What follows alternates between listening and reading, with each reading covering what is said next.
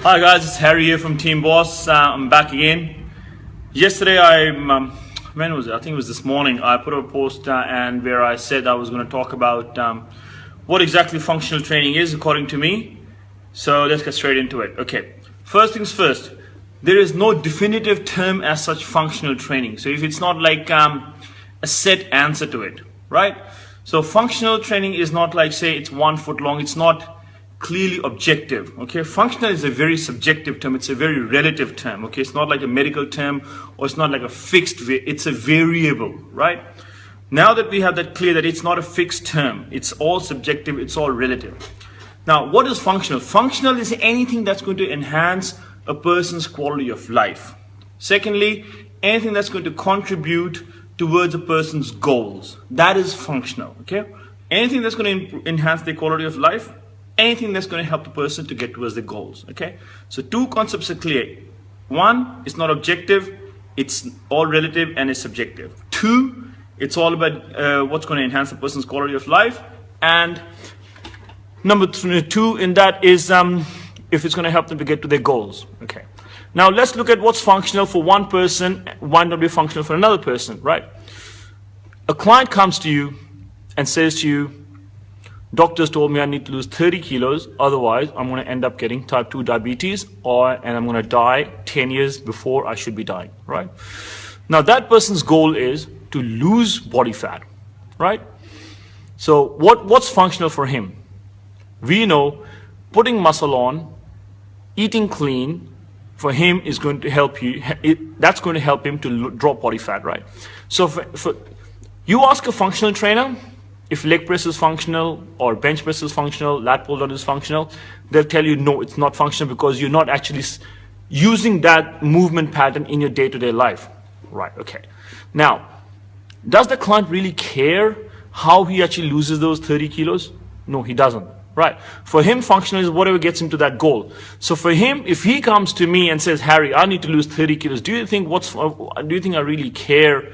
You know, whether he's jumping up and down or whether he's actually doing suitcase deadlifts or whatever he is doing, if that's not going to get to his goal. So for me, I will be sticking him on the leg press. I'll get him into doing lat pull downs, whatever he's capable of, whatever's going to help him put as much muscle as he can. That to him is functional, right? If he comes to me and if I get him to drop 30 kilos in 8 to 10 months time, versus somebody who's doing jumping up and down and saying this is not functional, whatever, who do you think is he going to be grateful to? Somebody who helps him lose 30 kilos and keep those 30 kilos off, or somebody who is saying, oh no, you can't be doing leg press and you can't be doing closed grip lat pull down. It doesn't matter. It's the goal. It's the means to the end. It's not the end. So to me, that's functional. Now, on the other hand, so if I've got a bodybuilder and his arms are weak, right, and he needs to increase his bicep size.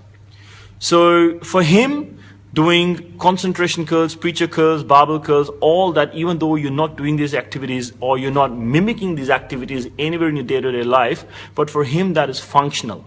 Because at the end of the day, that activity is helping him to get to his goal, right? So when he gets on stage and hits his double biceps and back double biceps poses and side chest and all these things are going to contribute towards him placing at that show. So that could be the difference between him getting the first call out and not getting the first call out. So functional training, just because you're using a TRX and you're doing a squat and a deadlift and all those things, which is what your 90% of the trainers will tell you that is functional, right? But if that is not, if the most functional thing is anything that is going to enhance the person's quality of life. You've got a client who's 50 kilos overweight. He cannot squat for his life. He cannot deadlift. He's never been to a gym, right? To me, even sticking him on a vertical chest press, putting him on a leg extension or putting him on a leg press, right? Machine leg press, pin loaded, plate loaded leg press, right? All that to me is functional. Even a bench press to me is functional, because you know what? Every single activity is going to help him put that little bit of extra muscle. Now, I'm not saying that I'm going to keep him there. The ultimate goal is, the holy grail of training is, you want every client who walks through your doors to be able to squat, deadlift, power clean, snatch, everything. You know, that's the holy grail. But the reality is most people are not, it's all about regression and progression. You're training people at the level they needed to be trained at. What your perception is of optimal training and right training and functional training is might not be suitable and relevant to the person who's walked through the doors. A person who can't even barely sit on a seat and he sits on a chair and it takes him 30 seconds to get up, how do you expect him to get into the bar and squat? Let's just get him to do whatever he can. So people get all tied up and they start bagging, oh, this is not functional, how this is going to carry over in your day-to-day life. You know what? I train, this is the message I say to people. Don't diss any training style. Train people for their goals, right? I have done strength and conditioning training. I don't do much strength and conditioning coaching anymore, but I have done enough strength and conditioning coaching over the years, and I've studied my degree as well. I have a fair bit of understanding of, whether this is relevant or not.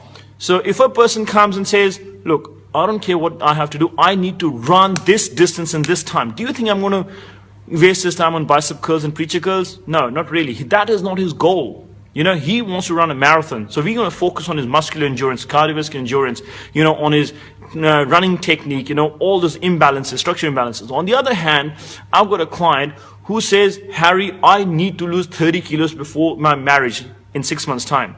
Now, she says, I don't care what I have to do. You tell me what I need to do and I'm going to do that. Now, it's my duty of care, it's my responsibility towards that client to give her the most optimal and safe training program and diet plans to get her to that goal. She does not care how she gets there. She just wants to get there. So do you think she